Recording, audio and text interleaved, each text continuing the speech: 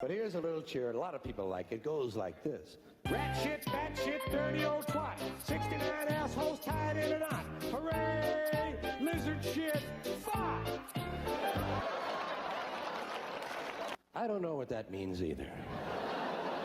Hooray! Lizard shit, fuck! Trevor the traction engine was enjoying his work in the vicarage orchard. Birds were singing and apples were ripening on the trees. It was a lovely day. Hello, Trevor, said James. You look as bright and cheerful as my red paint. Oh, I am, replied Trevor.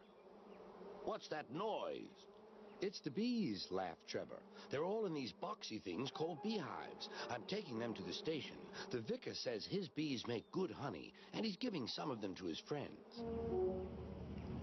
Just then, Boko, the diesel engine, hummed in. Take care, you two. Don't make the bees angry. They might sting you. James didn't like being told what to do by a diesel, and he buzzed away. Goodbye, Trevor, called Boko, and set off to see Duck at the next station. Bill and Ben, the tank engine twins, were busy arranging cars, but they scampered off when they saw Boko. I remember the first time I met those two, laughed Boko. They nearly made my eyes pop out. Edward soon put a stop to their games. Edward is the only one who can keep Bill and Ben in order, chuckled Duck. I sometimes call them the bees. A good name, replied Boko. They're terrors when they start buzzing around. That which doesn't kill me makes me stronger, smiled Duck. James bustled in. I got something a little more realistic for you.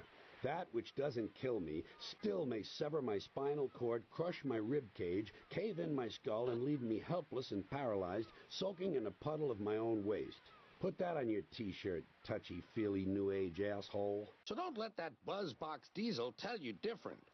His name is Boko, and he didn't. I don't have time for fine distinctions. I'm busy screaming at people. Buzz, buzz, buzz, retorted Duck.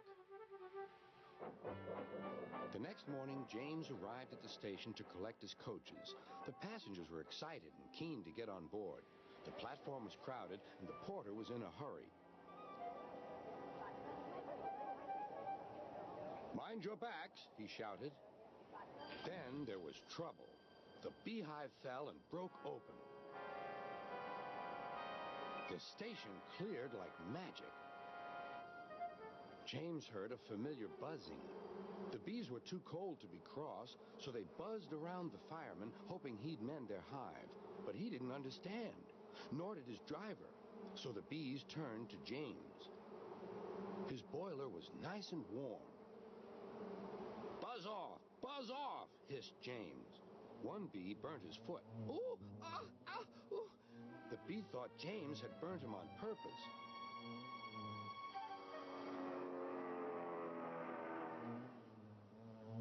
So it stung James right back on the nose. Eee! Whistled James. He had had enough. So had his fireman and driver. They didn't notice till too late that they had left all their coaches behind. They tried everything to get rid of the bees. First, they spun on the turntable, but to no avail. They tried washing them off, but the bees clung harder to James's warm boiler. Then they tried smoking them off by going through a long tunnel, but still the bees wouldn't go away. It's no good, James, said his driver. We'll just have to go back to the orchard and fetch another hive. James's reply was drowned by the sound of buzzing. The vicar was waiting anxiously for James. When he arrived, the bees swarmed straight into their new home. Come on, James, said his driver. What you need now is a good hose down. Later that evening, James was resting in the shed when the vicar came to see him. Thank you for saving my bees, he said. It's a pity it's not Christmas. Then we could call you James the Red-Nosed Engine. Everyone laughed, even James.